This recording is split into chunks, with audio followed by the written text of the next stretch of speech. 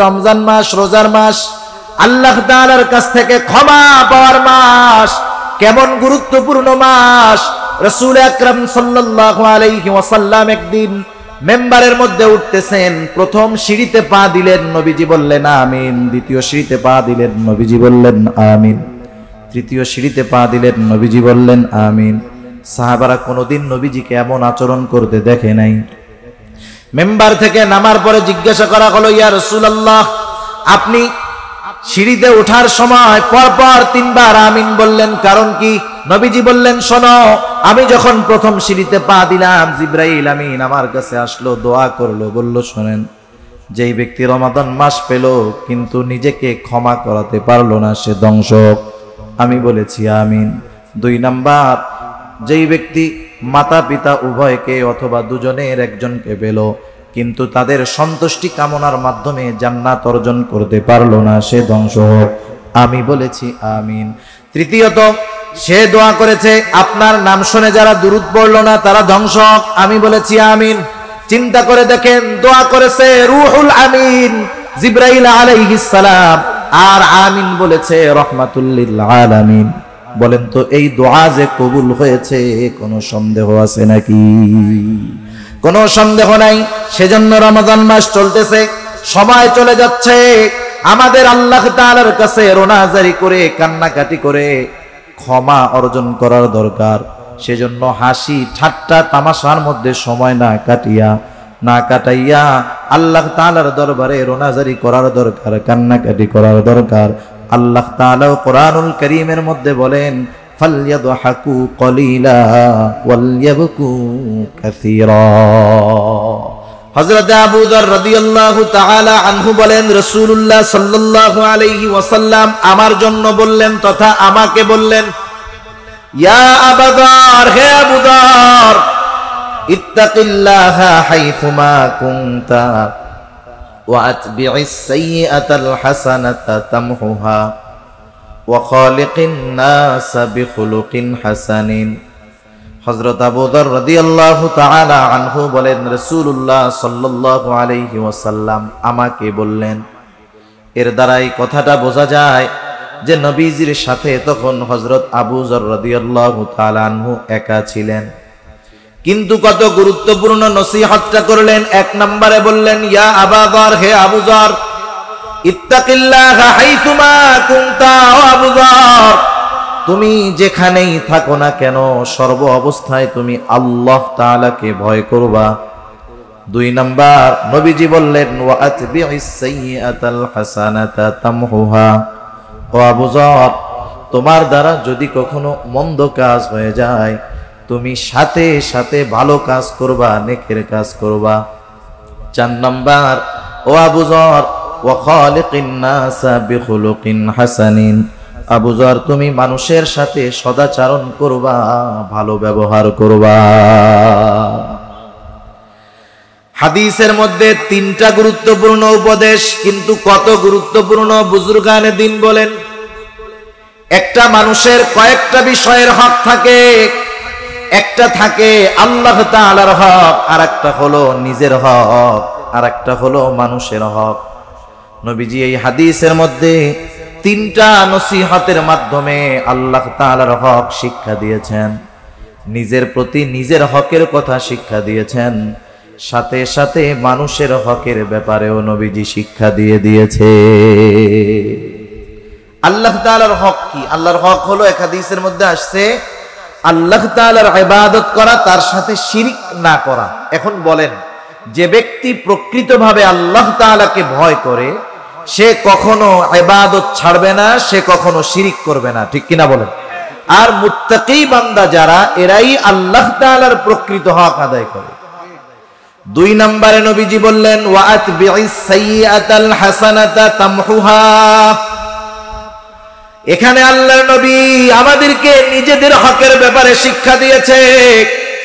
নিজের উপরে নিজেরও একটা হক আছে। নিজের উপরে নিজের হক হলো নিজেকে জাহান্নাম থেকে বাঁচানো।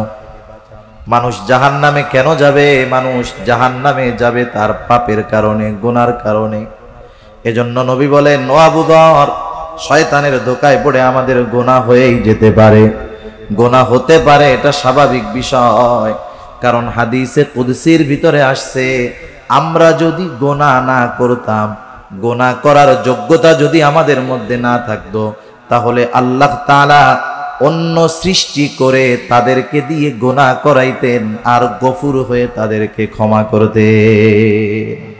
আমাদের গোনা হবে স্বাভাবিক, কিন্তু গোনা হওয়ার পরে ওই গোনার উপরে ইস্তেকামতের সাথে থাকা, এটা হলো ভুল।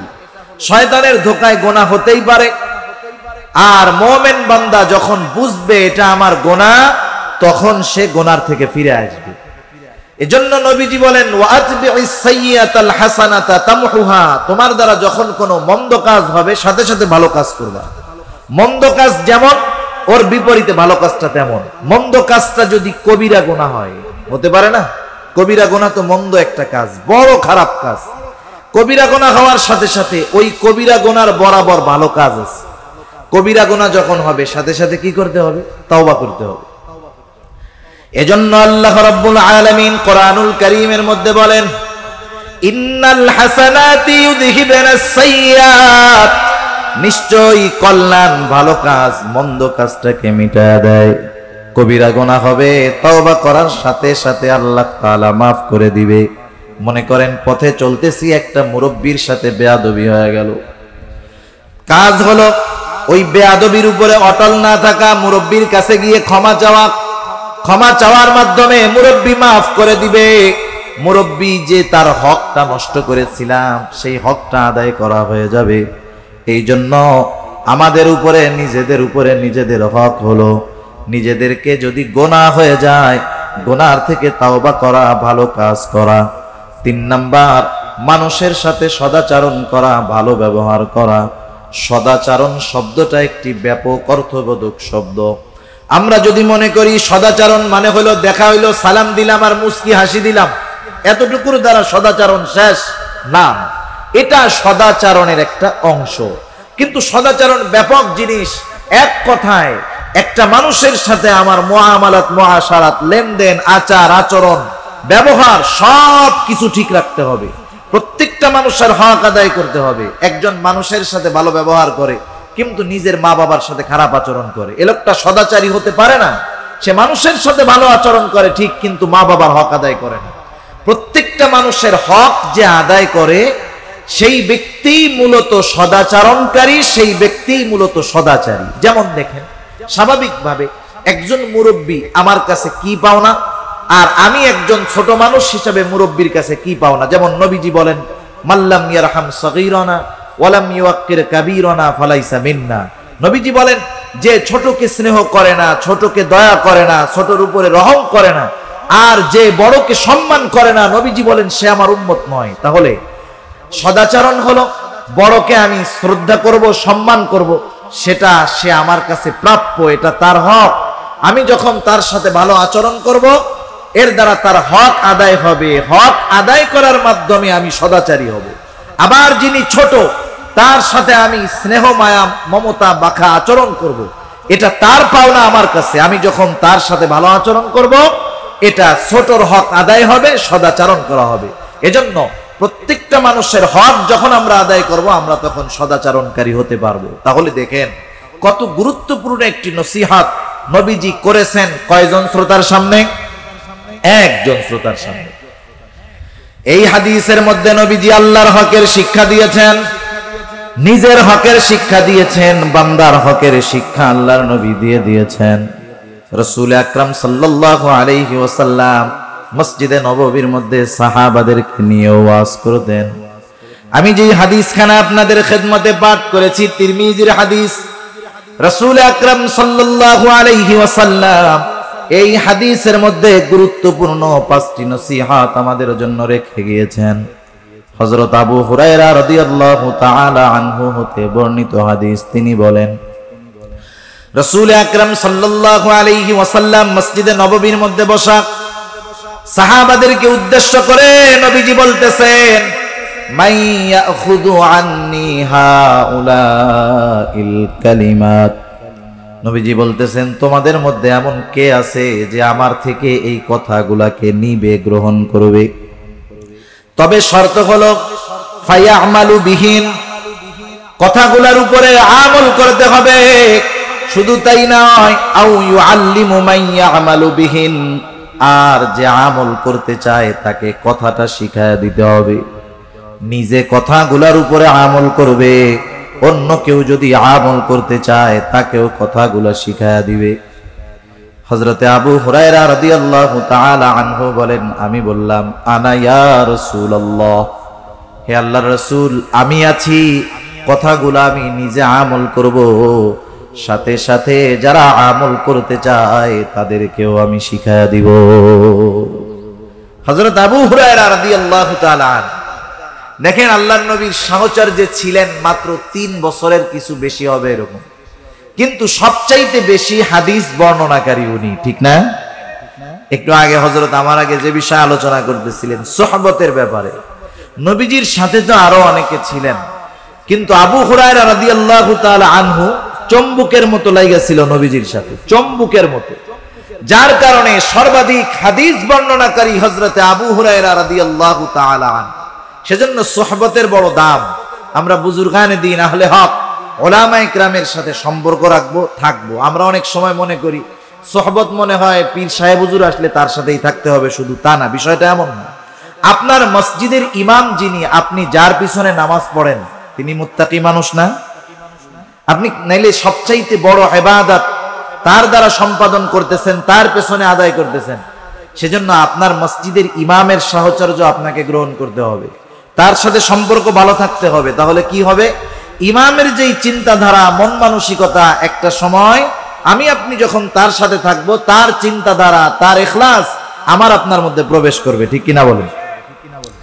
হযরতে আবু হুরায়রা রাদিয়াল্লাহু তাআলা আনহু দাঁড়ায় গেলেন, বললেন, কুলতু আনা ইয়া রাসূলুল্লাহ, আল্লাহর রাসূল আমি আছি, আমি নিজে কথাগুলা শিখবো, নিজে আমল করব, এবং যারা শিখতে চায় আমি তাদেরকেও শিখায়া দিব। হযরতে আবু হুরায়রা রাদিয়াল্লাহু তাআলা আনহু বলেন, ফাখাযা বিয়াদি ফাআদ্দা খামসা, রাসূল সাল্লাল্লাহু আলাইহি ওয়াসাল্লাম আমার হাতটাকে চেপে ধরলেন। মানুষ কখন আরেকজনের হাত চেপে ধরবে? আপনি যদি একজন অপরিচিত মানুষ, আপনি যদি তার হাত চাইপা ধরেন, গায়ে হাত দেন, সে মাইন্ড করবে, মনে মনে খারাপ মনে করবে। অনেক সময় দেখবেন দুই বন্ধু একসাথে পথ চলতেছে, ঘনিষ্ঠ মানুষ, কাছের মানুষ, হঠাৎ করে গুরুত্বপূর্ণ কথা বলবে, কি করে? এরকম হাতটা চাইপা ধরে, ঠিক না? যে আমার দিকে শুনে। এটা কেন করে? মোহাব্বতের কারণে করে, গুরুত্ব বোঝানোর জন্য করে, যেন আমার কথাটা বেশি গুরুত্ব দিয়ে শুনে। হযরত আবু হুরায়রা রাদিয়াল্লাহু তাআলা আনহু বলেন, ফাখাযা বিয়াদি ফাআদ্দা খামসা, নবীজি আমার হাতটাকে চেপে ধরলেন, গুনে গুনে 5টা নসিহত নবীজি করলেন। কয়টা নসিহত? এত গুরুত্বপূর্ণ এই নসিহতগুলা, নবীজি এই নসিহতগুলার মধ্যে কত গুরুত্বপূর্ণ বিষয় রেখেছেন ইনশাআল্লাহ আমরা জানবো। হযরত আবু হুরায়রা রাদিয়াল্লাহু তাআলা আনহু বলেন, ক্বালা রাসূলুল্লাহ সাল্লাল্লাহু আলাইহি ওয়াসাল্লাম, রাসূল সাল্লাল্লাহু আলাইহি ওয়াসাল্লাম বললেন, 1 নাম্বার নসিহত, ইত্তাকিল মাহারিমা তাকুন আ'বাদান নাস। দেখুন, আমরা সবাই কিন্তু আবেদ হতে চাই, আমরা প্রত্যেকেই চাই আবেদ হতে, কিন্তু মূল আবেদকে সেটার পরিচয় জানা নাই। আমরা আবেদ বলতে বুঝি যে নামাজ 5 ওয়াক্ত তো যথাযথভাবে পড়েই, তাহাজ্জুদ, আওয়াবিন, ইশরাক সব কিছু পড়ে, কোন নফল আমল ছাড়ে না, সেই লোকটাই মনে হয় সবচাইতে বড় আবেদ। বিষয়টা কিন্তু এটা না। যারা এটা করে তারা তো ভালোর উপরে ভালো, নূরুন আলা নূর। কিন্তু যেই মানুষগুলা ইবাদত কম করে তারাও আবেদ হতে পারে। আমরা অনেক সময় মনে করি সফলতার জন্য অনেক ইবাদত প্রয়োজন, না, সফলতার জন্য ভেজাল মুক্ত ইখলাসওয়ালা ইবাদত প্রয়োজন, ঠিক কিনা বলেন? মুসনাদে আহমদের একটা হাদিস শোনাই আপনাদের, একাধিকবার হাদিসটা আসছে। রাসূল আকরাম সাল্লাল্লাহু আলাইহি ওয়াসাল্লাম একদিন ফজরের নামাজের পূর্ব মুহূর্তে সাহাবাদেরকে নিয়ে মসজিদের মধ্যে বসা, নবীজি হঠাৎ করে বলতেছেন, এখন যেই ব্যক্তি দরজা দিয়ে প্রবেশ করবে সে জান্নাতি। এই ঘোষণা দেওয়ার সাথে সাথে সব সাহাবীর নজর চলে গেল দরজার দিকে। কোন সে সৌভাগ্যবান ব্যক্তি এখন দরজা দিয়ে ঢুকবে? সবাই তাকায় দেখলো, একটা লোক ঢুকলো, তার দাড়ি বেয়ে তার অজুর পানি পড়তেছে, বাম হাতের মধ্যে জুতা। লোকটা মসজিদের মধ্যে প্রবেশ করলো। প্রথম দিন গেল। দ্বিতীয় দিন আবার ফজরের নামাজের পূর্বে নবীজি বলতেছেন, শোনো, এখন যেই ব্যক্তি দরজা দিয়ে ঢুকবে সে জান্নাতি। সবাই আবার দরজার দিকে তাকিয়ে দেখে গতদিন যেই ব্যক্তি প্রবেশ করেছিল, গতদিন যেই অবস্থা ছিল, আজকেও তার সেই অবস্থা। তার মানে দাড়ি দিয়ে পানি ঝরতেছে, বাম হাতের মধ্যে তার জুতা। 2 দিন চলে গেল। তৃতীয় দিন আবার নবীজি বলতেছেন, শোনো, এখন যেই ব্যক্তি দরজা দিয়ে ঢুকবে সে জান্নাতি। সবার নজর দরজার দিক। তৃতীয় দিনও তাকায় দেখলো গত 2 দিন যেই ব্যক্তি ঢুকেছে, আজকেও সে। দাড়ি দিয়ে অজুর পানি পড়তেছে, বাম হাতের মধ্যে তার জুতা। বলেন তো, একটা ব্যক্তির ব্যাপারে পরপর 3 দিন নবীজি যেই ঘোষণা দিলেন যে সে জান্নাতি, ওই লোকটা যে জান্নাতি এ ব্যাপারে কোনো সন্দেহ আছে নাকি? কোনো সন্দেহ নেই। এক হাদিসের মধ্যে লোকটার নাম আসছে, আর এক হাদিসের মধ্যে আসে নাই। যে হাদিসের মধ্যে আসছে বোঝা যায় যে উনি হযরতে সাদ রাদিয়াল্লাহু তাআলা। পরপর 3 দিন যখন ওনার ব্যাপারে এমন ঘোষণা, সাহাবাদের মধ্যে একজন সাহাবী, তার নাম হলো আব্দুল্লাহ ইবনে আমর ইবনুল আস রাদিয়াল্লাহু তাআলা আন। হযরতে আব্দুল্লাহ ইবনে আমর ইবনুল আস রাদিয়াল্লাহু তাআলা আনহু চিন্তা করতেছেন, নবীজি ওই লোকটার ব্যাপারে পরপর 3 দিন জান্নাতের সুসংবাদ দিল।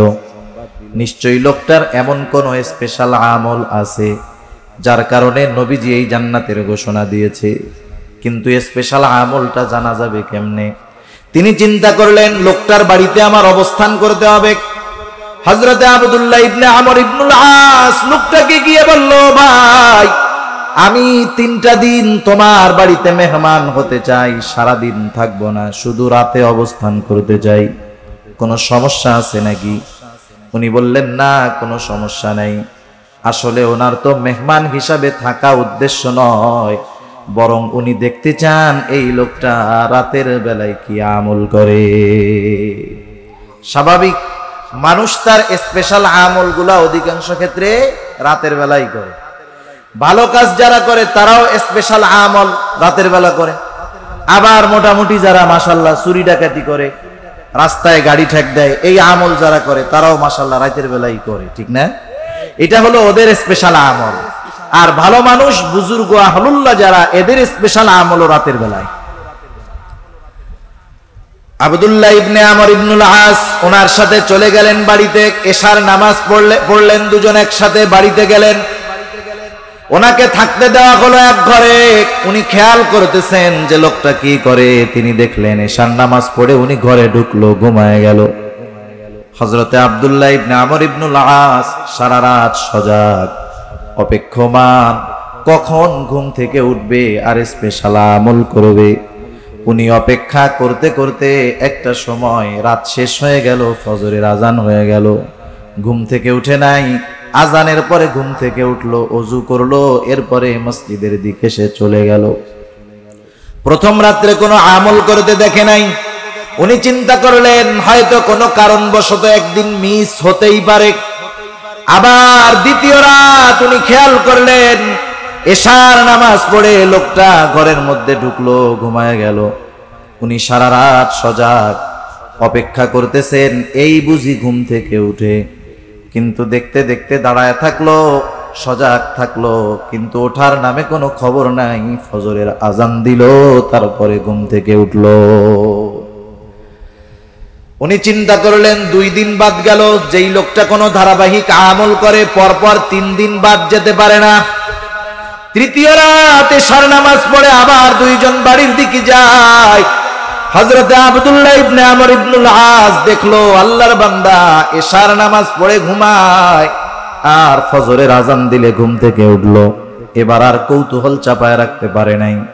3 দিন পরে বলতেছে, ও ভাই শোনো, আমি 3টা রাত তোমার বাড়িতে অবস্থান করেছি এই কারণে নয় যে আমার বাড়িতে থাকার সমস্যা, বরং তোমার বাড়িতে পরপর 3 দিন অবস্থান করার কারণ হলো আগে পরপর 3 দিন ফজরের নামাজের পূর্বে নবীজি আমাদেরকে বলেছে এখন যেই ব্যক্তি দরজা দিয়ে ঢুকবে সে জান্নাতি। আমরা পরপর 3 দিন দেখলাম নবীজির ঘোষণার পরে যেই লোকটা দরজা দিয়ে ঢুকলো সেই লোকটা হলো তুমি যে জান্নাতি কোনো সন্দেহ নাই। আমি তোমার বাড়িতে 3টা রাত অবস্থান করার কারণ হলো আমি দেখতে চেয়েছিলাম তুমি কোন স্পেশাল আমল করো, কিন্তু আমি 3টা রাত জাগ্রত থাকলাম, তোমাকে তো আমি কোনো আমল করতে দেখলাম না। 3 রাত্র জাগলাম, কোনো আমল করতে দেখলাম না, অথচ নবীজি তোমার ব্যাপারে বলল যে তুমি জান্নাতি বান্দা। হযরতে সাদ রাদিয়াল্লাহু তাআলা আনহু বলেন, শোনো ভাই, নবীজি আমার ব্যাপারে যেহেতু এমন বলেছেন আলহামদুলিল্লাহ, তবে তুমি যেই আশায় আমার বাড়িতে 3টা রাত জাগ্রত থেকেছো আমার এমন কোনো কিছু নাই। আমি ফরজ বিধানগুলা মানি, হারাম হালাল বেছে চলি, আর রাতের বেলা যখন ঘুমাতে যাই আমি সবাইকে মাফ করে দিয়ে ঘুমাতে চাই। অন্তরের মধ্যে কারো ব্যাপারে হিংসা বিদ্বেষ রাখি না। আমাকেও যারা কষ্ট দেয় তাদেরকে ক্ষমা করে আমি আমার অন্তরটাকে পরিষ্কার করে রাতের বেলা ঘুমাতে যাই। এতটুকু আমল আমার বেশি, এর চাইতে বেশি কিছু নয়। একটু চিন্তা করে দেখেন, আমরা তো যেই জামানায় বসবাস করি আমরা হলাম সমালোচনার ওস্তাদ। নিজের কি আছে এটা নাই, আর একজন কি করলো না করলো এ ব্যাপারে মাশাআল্লাহ আমরা খুব এক্সপার্ট, খুব ভালো পারি। একজন সাহাবী তার আমল এতটুকু, আমরা পারলে সমালোচনা করে বসতাম যে এতটুকু আমল করে সাহাবী হয় কেন। অনেক সময় আমাদের সমালোচনার ভাবটা হলো এইরকম যে দেখেন অনেক সময় আমি মাগরিবের নামাজের পরে 6 রাকাত আওয়াবিন পড়ি, কিন্তু আমার ইমাম পড়ে না, এই ব্যক্তি আল্লাহওয়ালা হয় কেন।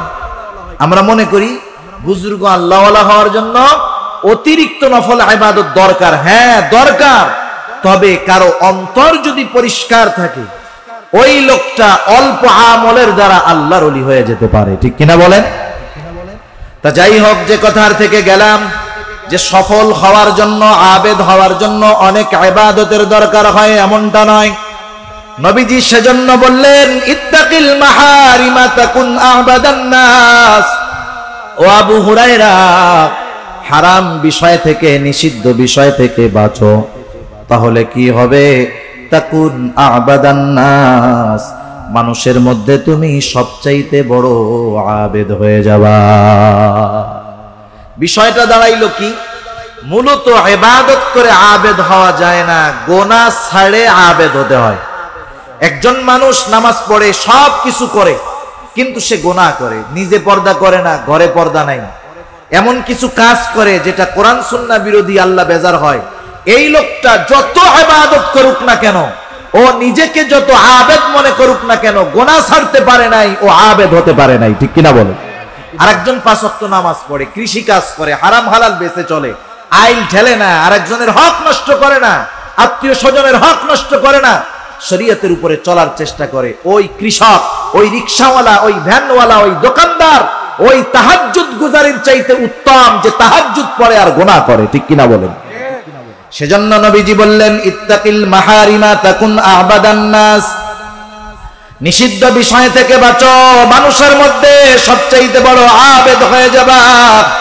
এজন্য আমরা স্বাভাবিক, আমাদের দেশের মানুষ অনেক টাকা পয়সার মালিক না, কেউ কৃষি কাজ করে, কেউ সিএনজি চালায়, অটো চালায়, কেউ ব্যবসা করে। ওরে ভাই, এই মানুষগুলারও আবেদ হওয়া কঠিন না। শুধু 5 ওয়াক্ত নামাজ যথাসময় আদায় করবে, হারাম হালাল বেঁচে চলবে, বান্দার হকের বিষয়গুলা খেয়াল রাখবে, গোনাহ ছাড়বে, ওই লোকটা অল্প আমলের দ্বারা বড় আবেদ হয়ে যাবে। রাসূল আকরাম সাল্লাল্লাহু আলাইহি ওয়াসাল্লামের থেকে বর্ণিত আল্লাহর নবী একটা প্রসিদ্ধ হাদিস আমাদেরকে জানায়া দিয়েছেন যে কিয়ামতের দিন আরশের ছায়ায় 7 শ্রেণীর মানুষ অবস্থান করবে। কয় শ্রেণীর মানুষ? 7 শ্রেণীর মানুষ। এর মধ্যে এক শ্রেণীর মানুষ হলো রাজুলুন কলবুহু মুআল্লাকুন ফিল মাসাজিদ, ওই ব্যক্তি যার অন্তর সর্বদা মসজিদের মধ্যে থাকতো। সে সব সময় থাকতো এমনটা নয়, বরং তার অন্তর সব সময় মসজিদে থাকতো। অন্তর সব সময় মসজিদে থাকতো, এটা কিভাবে সম্ভব? আপনাদের অনেকের আত্মীয় স্বজন সন্তান প্রবাসে আছে, বিদেশে আছে, অনেকে বাংলাদেশেই অনেক দূরে আছে। মনে করেন যখন সন্তানের সাথে আপনার ঈদের সময় কথা হয়, ভাইয়ের সাথে আপনার ঈদের সময় কথা হয়, ভাই সৌদি আছে, মালয়েশিয়া আছে, লন্ডন আছে, আমেরিকা আছে, কথা হইলে কি বলে যে দেখ আমি আসি আমেরিকা কিন্তু আমার মনটা পড়ে রয়েছে বাংলাদেশ, এরকম বলে কি বলে না? তার দেহ আছে ওইখানে কিন্তু তার অন্তর বাংলাদেশ। বিষয়টা কেমন জানি এমন, ফজরের নামাজ পড়ে বের হলো আল্লাহর বান্দা, কৃষি কাজ করে রিজিক অন্বেষণে বের হয়ে যায়। কাজ যত থাক, ব্যস্ততা যত থাক, তার শুধু মনের মধ্যে চিন্তা জোহরের আজান হবে, কাজ করা যাবে না, নামাজে যেতে হবে। লোকটা কাজ চালায় গেল, জোহরের আজান হলো, কাজ বন্ধ করে নামাজে চলে আসলো। জোহরের পরে আবার ব্যস্ত হয়ে গেল, কিন্তু তার চিন্তা আসরের আজান হবে, মসজিদে যেতে হবে। আসরের আজান হলো, মসজিদে আসলো, নামাজ পড়লো। আসরের পরে যত ব্যস্ততা থাক, তার চিন্তা মাগরিবের নামাজ আমাকে পড়তে হবে। আজান হলো, চলে আসলো, নামাজ পড়লো। মাগরিবের পরে যত ব্যস্ততা থাক, তার মনের চিন্তা আমাকে এশার নামাজটা পড়তে হবে। এশা শেষ, বিছানায় ক্লান্ত দেহটাকে এলিয়ে দিল চিন্তা, ঘুম যত গভীর হোক, যত আরামের হোক, ফজরের নামাজটা আমাকে পড়তেই হবে। এই লোকটা হলো ওই মুসল্লি, যদিও সে দুনিয়ার কাজের মধ্যে ব্যস্ত থেকেছে, কিন্তু তার অন্তরটা ছিল মসজিদের মধ্যে। সেজন্য মুসল্লি হলো তারা অন্তরের মধ্যে মসজিদের চিন্তা, নামাজের চিন্তা সবসময় যাদের থাকে। সেজন্য আবেদ হওয়ার জন্য অনেক ইবাদত করতে হবে, বিষয়টা এমন নয়। অনেক সাধারণ মানুষ মনে করে আমরা আল্লাহর ওলি কেমনে হবো, আমরা তো রুজি রুটি গোছাইতে গিয়াই নফল ইবাদতের সুযোগ পাই না। বিষয়টা এমন নয়। আমরাও যদি গুনার থেকে বাঁচতে পারি, আবেদের তালিকায় সাধারণ মানুষের নামগুলাও উঠে যাবে।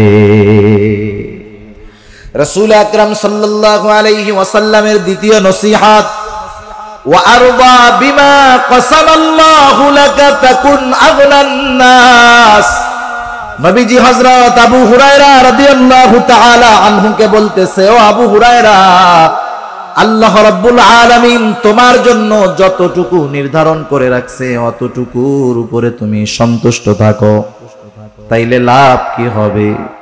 নবীজি বলেন, তাকুন আগনান নাস। আল্লাহ তাআলা যতটুকু নির্ধারণ করেছে অতটুকুর উপরে যদি তুমি সন্তুষ্ট থাকতে পারো, তুমি মানুষের মধ্যে সবচাইতে বড় ধনী হয়ে যাবা। গোনা ছাড়লে বড় আবেদ, গোনা ছাড়লে বড় আবেদ। আর আল্লাহ তাআলা যতটুকু নির্ধারণ করে রাখছেন ওর উপরে যদি সন্তুষ্ট থাকা যায়, তাহলে হবে সবচাইতে বড় ধনী। মূলত ধনী কে? যার অঢেল সম্পদ আছে সে মূলত ধনী নয়, যার চাহিদা নাই মূলত সে ধনী। আর চাহিদা নাই এটা অন্তরের বিষয়। এজন্য নবীজি বলেন, আল গিনা গিনান নাফস। অন্তরের ধনী হলো প্রকৃত ধনী। যারা অঢেল টাকার মালিক, সম্পদের মালিক, খোঁজ নিয়ে দেখবেন এদের ব্যাংক লোনের, ব্যাংক ঋণের শেষ নাই, চাহিদার শেষ নাই। 5টা বাড়ি আছে, আরো 5টা হওয়ার চিন্তা ভাবনা তার। রাসূল আকরাম সাল্লাল্লাহু আলাইহি ওয়াসাল্লাম এক হাদিসের মধ্যে বলেন, বনি আদমের পেট কবরের মাটি ছাড়া ভরবে না। সে যদি স্বর্ণের একটা জমিন পায়, ও আরেকটা স্বর্ণের জমিনের আশা করবে। সেজন্য বনি আদমের পেট কিছুতে ভরবে না। বনি আদমের পেট ভরাতে পারে একমাত্র কবরের মাটি, ঠিক কিনা বলে? সেজন্য চাহিদাকে যদি নিয়ন্ত্রণ করা যায়, কারণ দেখেন আমরা যারা তাকদিরে বিশ্বাস করি, তাকদিরে বিশ্বাস করি না সবাই? আমরা সবাই তাকদিরে বিশ্বাস করি। এটা ঈমানের অন্যতম একটি ভিত্তি। অতুমিনা বিল কদরি খাইরিহি ওয়া শাররিহি মিনাল্লাহি তাআলা। তাকদীর বিশ্বাস করতে হবে যে তাকদীরের ভালো মন্দ সব কার তরফ থেকে হয়? আল্লাহ রাব্বুল আলামিন আমার আপনার জন্য সব কিছু নির্ধারণ করে রেখেছেন। অনেক ক্ষেত্রে যারা তাকদীরে বিশ্বাস করে না, তারা প্রচেষ্টা এবং পরিশ্রমে বিশ্বাসী। তারা এই কথা বিশ্বাস করে যে আমার প্রচেষ্টা, আমার চেষ্টা, আমার পরিশ্রমের মাধ্যমেই আমার সফলতা আসবে। কিন্তু মুমিন প্রচেষ্টাকেও তাকদীরের একটা অংশ মনে করে আমি প্রচেষ্টা করব, মেহনত করব, পরিশ্রম করব, তাকদীরে যদি আল্লাহ তাআলা লিখে রাখে তাহলেই আমি সেটা পাবো। তাকদীরে বিশ্বাসী মানুষগুলা ডিপ্রেশন মানে টেনশনে ভোগে কম। তাকদীরে বিশ্বাসী মানুষগুলা স্ট্রোক করে কম। হার্ট স্ট্রোক করে না, হার্ট অ্যাটাক করে না। যারা তাকদীরে বিশ্বাস করে এই ধরনের মানুষগুলা এই ধরনের রোগ থেকে মুক্ত থাকে বেশি। আজকে সারা দুনিয়ার মধ্যে আত্মহত্যার প্রবণতা দিন যাচ্ছে আর বাড়তেছে। আপনারা যারা পত্রপত্রিকা পড়েন, সোশ্যাল মিডিয়ায় আপনারা যারা দেখেন, কত রকমের আত্মহত্যা হইতেছে। কেউ জীবনের কাহিনী বলে নিজের রিভলভার দিয়ে ফেসবুকের লাইভে মাথায় গুলি করে আত্মহত্যা করতেছে। বিভিন্ন দেশ, যেই দেশগুলাকে আমরা উন্নত দেশ বলে থাকি, জাপান বলেন, সুইডেন বলেন, ফিনল্যান্ড বলেন, এই দেশগুলা হলো প্রযুক্তি এবং শান্তির দিক দিয়ে দুনিয়াবি মানুষদের ভাষ্য অনুযায়ী সবচাইতে ভালো দেশ। জাপান প্রযুক্তির দেশ, সুইডেন কত ভালো দেশ। আমরা মনে করি ওই সব দেশে শান্তি। না না, ওই সব দেশগুলাতে আত্মহত্যার প্রবণতা বেশি। তারা ডিপ্রেশন, টেনশনে ভোগে বেশি। এর একটা কারণ কি দেখেন, আমরা যারা তাকদীরে, কিন্তু ওরা তো তাকদীরে বিশ্বাস করে না, ওরা কর্মে বিশ্বাস করে, পরিশ্রমে বিশ্বাস করে। ওর যখন লস হয়, ওর পরিশ্রম বাড়ায় অথবা ডিপ্রেশন, টেনশনে চলে যায়, তখন ক্ষতি কি? ওরা আত্মহত্যা করতে চায়। ইউরোপের অনেক দেশে সরকারিভাবে আত্মহত্যার বৈধতা আছে। একজন মানুষ আত্মহত্যা করতে চায়, মরতে চায়, সিস্টেম কি? সে প্রথম ওই দেশের প্রশাসন বরাবর আবেদন করবে যে আমি এই কারণে ডিপ্রেশনে ভুগতেছি, আমি আর দুনিয়াতে থাকতে চাই না, আমি মারা যেতে চাই, আমি সুইসাইড করতে চাই। কারণগুলা দেওয়ার পর সে উল্লেখ করবে যে কিভাবে মরতে চায়। সে কি ইলেকট্রিক শর্টে মরবে, নাকি গলায় দড়ি নিয়ে মরবে, নাকি ফায়ারিং স্কোয়াডে দাঁড়া করে তাকে ব্রাশ ফায়ার করে মারা হবে। সে অপশনে টিক করে যে আমি এইভাবে মরতে চাই। এরপরে সে আবেদনটা জমা দেয়। জমা দেওয়ার পরে প্রশাসন যদি মনে করে যে না, তার যথা উপযুক্ত কারণ আছে, তাহলে তাকে তারা আত্মহত্যার ব্যবস্থা করে দেয়। এই প্রযুক্তি করতে গিয়ে গত বছর দেখলাম একটা মেশিন আবিষ্কার হলো, যেই মেশিনের মধ্যে দিয়ে যদি মানুষকে মারা হয়, যন্ত্রণাবিহীন নাকি মৃত্যুবরণ করতে পারে। এটা আপনারা অনেকে হয়তো জেনে থাকবেন। একটা মেশিন আবিষ্কার হয়েছে, ওই মেশিনের মধ্যে যদি কেউ মারা যায় যন্ত্রণা হয় না। আচ্ছা বলেন তো, ওই মেশিনে মরলে যন্ত্রণা হয় না, এই খবর যদি কোনো জীবিত ব্যক্তি দেয়, এটাকে বিশ্বাস করা যাবে? কমপক্ষে একজন মৃত ব্যক্তি দিতে হবে যে ওই মেশিনে মরছে। এমন কোন লোকটা সে, তাকে আমরা পাইলাম না যে ওই মেশিনে মইরা খবর দিল যে আমি মরছি, আমার কষ্ট হয় নাই। মনে রাখবেন, কেউ যদি এই কথা বিশ্বাস করে যে ওই মেশিনে মরলে কষ্ট হবে না, তার কোরআনের সাথে তার সাংঘর্ষিক হবে, ঈমান চলে যাবে। কারণ কি, আল্লাহ তাআলা কোরআনুল কারীমের মধ্যে সূরাতুল কাফ 26 নম্বর পারা, আল্লাহ রাব্বুল আলামিন বলেন, ওয়াজাআত সাকরাতুল মাউতি বিল হক। আল্লাহ রাব্বুল আলামিন সাকারাতে মাউত, মৃত্যুর যন্ত্রণা যে হবে, আল্লাহ তাআলা এটা জানিয়ে দিয়েছেন, কোনো সন্দেহ নাই। শুধু তাই না, রাসূল আকরাম সাল্লাল্লাহু আলাইহি ওয়াসাল্লামের মৃত্যুকালীন ঘটনা হয়তো আপনারা জানেন। সেজন্য দেখেন, রাসূল আকরাম সাল্লাল্লাহু আলাইহি ওয়াসাল্লাম পর্যন্ত বলেছেন, হ্যাঁ নিঃসন্দেহে মৃত্যু যন্ত্রণা বড় কষ্টের, সেজন্য মৃত্যুর যন্ত্রণা হবে, কোনো সন্দেহ নাই। যে কথার থেকে গেলাম, ওই মানুষগুলা ডিপ্রেশনে ভুগে আত্মহত্যা করতে যায়, কারণ তাদের চাহিদা তারা মনে করে শুধু প্রচেষ্টার মাধ্যমে পূরণ হয়। কিন্তু আমরা তাকদীরে বিশ্বাস করি যে আমার চেষ্টা, আমার মেধা, আমার শ্রম আমাকে সফলতা দিতে পারে না, সফলতা দিতে পারে কে? আমার তাকদীরে যদি কল্যাণ থাকে, কেউ ঠেকাতে পারবে না। আমার তাকদীরে যদি অকল্যাণ থাকে, তাও কেউ ঠেকাতে পারবে না। এই জন্য চাহিদার লাগাম যদি আমি টেনে ধরতে পারি যে আমার জন্য যতটুকু বরাদ্দ এটা আল্লাহ কর্তৃক, আমি যা খাই, যা পাই, যেই বাড়ি আমার আছে, এটা আমার আল্লাহ প্রদত্ত, এই বিশ্বাসটা যদি আমি অন্তরের মধ্যে আনতে পারি, আল্লাহ প্রদত্ত বিষয়ের উপরে যদি সন্তুষ্ট আমি থাকতে পারি, আমি মানুষের মধ্যে সবচাইতে বড় ধনী হয়ে যেতে পারবো। যার চাহিদা আছে সে কখনো ধনী হতে পারে না। যেই মানুষটা সর্ব অবস্থায় বলতে পারে আলহামদুলিল্লাহি আলা কুল্লি হাল, ওই লোকটাই প্রকৃত ধনী, ঠিক কিনা বলেন? এখন নিজের ধনী মনে করার সুযোগ কি? দুনিয়াবি কিছু সিস্টেম তো আছে। এক লোক খুব সুন্দর করে একতলা একটা বাড়ি বানাইছে, ভিতরে অনেক দামি দামি ডেকোরেশন, খুব সুন্দর মাশাআল্লাহ। একতলা বাড়ি তার কাছে মনে হয় ছোটখাটো একটা জান্নাতের মতো, এসি টেসি লাগাইয়া খুব বিলাসবহুল বাড়ি বানাইছে মাশাআল্লাহ। কয়দিন পরেই ওই লোকের ঘরের সাথে আর এক লোক 20 তলা বানাইছে। কয়তলা বানাইছে? এখন বলেন, একতলা বিল্ডিং এর ছাদের থেকে যদি 20 তলার দিকে তাকায়, ওর একতলা আর ভাল লাগবে না, ওইটারে পাবলিক টয়লেট মনে হবে, ঠিক না? এখন একতলা বিল্ডিং থেকে 20 তলা, তার মানে উপরের দিকে যখন তাকাইলো নিজেরটারে কিছুই মনে হয় না। এখন মনে করেন ওই লোকটা যদি নিচের দিকে তাকাইতো, একতলা বাড়িওয়ালা যদি টিনের ঘরওয়ালার দিকে তাকাইতো, মাটির ঘরওয়ালার দিকে তাকাইতো, তার ঘরটা তার কাছে জান্নাত মনে হতো। আবার টিনের ঘরওয়ালা যখন পাকা দেওয়ালওয়ালা বাড়িওয়ালার দিকে তাকায়, তার কষ্ট লাগে। কিন্তু এই টিনের ঘরওয়ালা যদি ঢাকা শহরের ফুটপাতে হাজারো মানুষ শুয়ে আছে, তাদের দিকে তাকাইতো যে আহারে, আমার তো মাথা গোজার মতো একটা জায়গা আছে, ঘর আছে, কিন্তু এই লোকগুলা রোদ নাই বৃষ্টি নাই এখানে শুয়ে আছে, তাইলে ওই টিনের ঘরটা তার কাছে জান্নাতের মতো মনে হতো। এটা দুনিয়ার সবকিছুর সিস্টেমটা এরকম।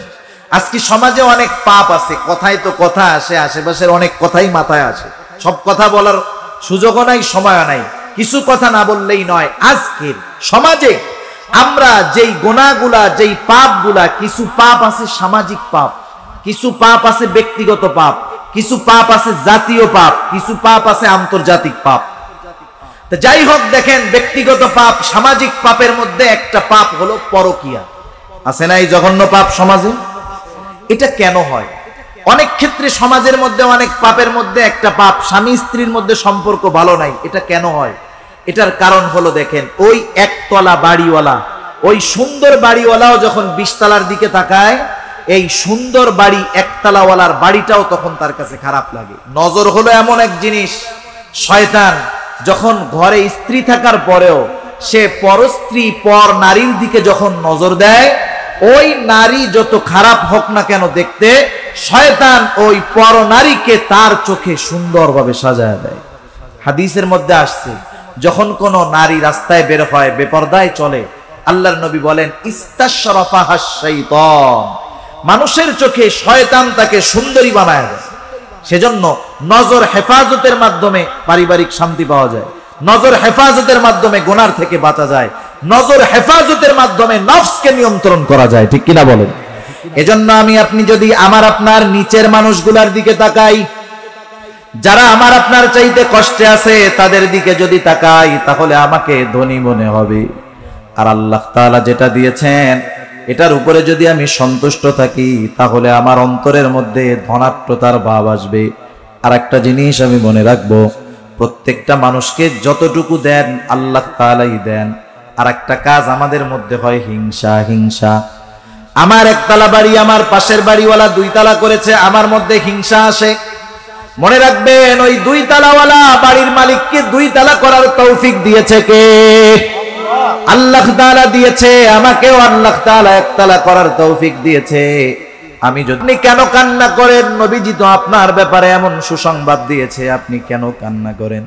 হযরত ওসমান রাদিয়াল্লাহু তাআলা আনহু বলতেন, শোনো ভাই, নবীজি জান্নাতের সুসংবাদ দিয়েছেন ঠিক, কিন্তু এই কবরে আমার সাথে কেমন আচরণ করা হবে নবীজি এটা বলেন নাই। সেজন্য আমরা এখন রমাদান মাস চলতেছে, রমজান মাস, রোজার মাস, আল্লাহ তাআলার কাছ থেকে ক্ষমা পাওয়ার মাস। কেমন গুরুত্বপূর্ণ মাস! রাসূল আকরাম সাল্লাল্লাহু আলাইহি ওয়াসাল্লাম একদিন মেম্বারের মধ্যে উঠতেছেন, প্রথম সিঁড়িতে পা দিলেন, নবীজি বললেন আমিন। দ্বিতীয় সিঁড়িতে পা দিলেন, নবীজি বললেন আমিন। তৃতীয় সিঁড়িতে পা দিলেন, নবীজি বললেন আমিন। সাহাবারা কোনোদিন নবীজিকে এমন আচরণ করতে দেখে নাই। মেম্বার থেকে নামার পরে জিজ্ঞাসা করা হলো, ইয়া রাসূলুল্লাহ, আপনি সিঁড়িতে ওঠার সময় পরপর 3 বার আমিন বললেন, কারণ কি? নবীজি বললেন, শোনো, আমি যখন প্রথম সিঁড়িতে পা দিলাম, জিবরাইল আমিন আমার কাছে আসলো, দোয়া করলো, বলল শোনেন, যেই ব্যক্তি রমাদান মাস পেল কিন্তু নিজেকে ক্ষমা করাতে পারলো না, সে ধ্বংসক। আমি বলেছি আমিন। 2 নাম্বার, যেই ব্যক্তি মাতা পিতা উভয়কে অথবা দুজনের একজনকে পেল কিন্তু তাদের সন্তুষ্টি কামনার মাধ্যমে জান্নাত অর্জন করতে পারলো না, সে ধ্বংস হোক। আমি বলেছি আমিন। তৃতীয়ত, সে দোয়া করেছে আপনার নাম শুনে যারা দুরূদ পড়লো না তারা ধ্বংস হোক। আমি বলেছি আমিন। চিন্তা করে দেখেন, দোয়া করেছে রুহুল আমিন জিবরাইল আলাইহিস সালাম, আর আমিন বলেছে রহমাতুল লিল আলামিন। বলেন তো এই দোয়া যে কবুল হয়েছে কোনো সন্দেহ আছে নাকি? কোনো সন্দেহ নাই। সেজন্য রমাদান মাস চলতেছে, সময় চলে যাচ্ছে, আমাদের আল্লাহ তাআলার কাছে রোনাজারি করে কান্নাকাটি করে ক্ষমা অর্জন করার দরকার। সেজন্য হাসি ঠাট্টা তামাশার মধ্যে সময় না কাটাইয়া আল্লাহ তাআলার দরবারে রোনাজারি করার দরকার, কান্নাকাটি করার দরকার। আল্লাহ তাআলা কোরআনুল কারীমের মধ্যে বলেন, ফালইয়াদহাকু কলিলা ওয়ালইয়াবকু কাসীরা। আল্লাহ তাআলা বেশি হাসতে মানা করেছেন, বেশি কান্না করতে বলছেন। এজন্য এই রমাদান মাস আমরা বিভিন্ন নেক আমলের মাধ্যমে আল্লাহ তাআলার কাছে রোনাজারির মাধ্যমে ক্ষমা প্রাপ্ত মানুষদের তালিকায় জানি আমাদের নামটা অন্তর্ভুক্ত হয়, সেই চিন্তা করার দরকার আছে না নাই? সেজন্য দেখেন রমাদান মাস যখন শেষ হয়, শেষ দিকে আসলে আমাদের গা ছাড়া ভাব হয়। আমরা ঈদ নিয়ে আনন্দ করতে গিয়ে অনেক সময় রমাদানের শেষ দশকের যেই ফজিলতময় দিনগুলো, ফজিলতময় কাজগুলো থেকে আমরা বঞ্চিত হই, এমনটা যেন আমাদের না হয় ইনশাআল্লাহ। এখন আসেন, তাহলে আমরা জানলাম নবীজির 5টা। 1 নাম্বার, সবচাইতে বড় আবেদ যদি হতে হয় গুনাহ ছাড়তে হবে। 2 নাম্বার, সবচাইতে বড় ধনী যদি হতে হয় আল্লাহ তাআলা যা দিয়েছেন তাতেই সন্তুষ্ট থাকতে হবে। প্রকৃত মুমিন যদি হতে হয় প্রতিবেশীর সাথে সদাচরণ করতে হবে। প্রকৃত মুসলমান যদি হতে হয় নিজে যেটা পছন্দ করি আরেক ভাইয়ের জন্য সেটা পছন্দ করতে হবে। আর যদি একটা জীবিত অন্তর চাই, জীবিত কল্প চাই, তাহলে হাসতে হবে কম, কাঁদতে হবে বেশি।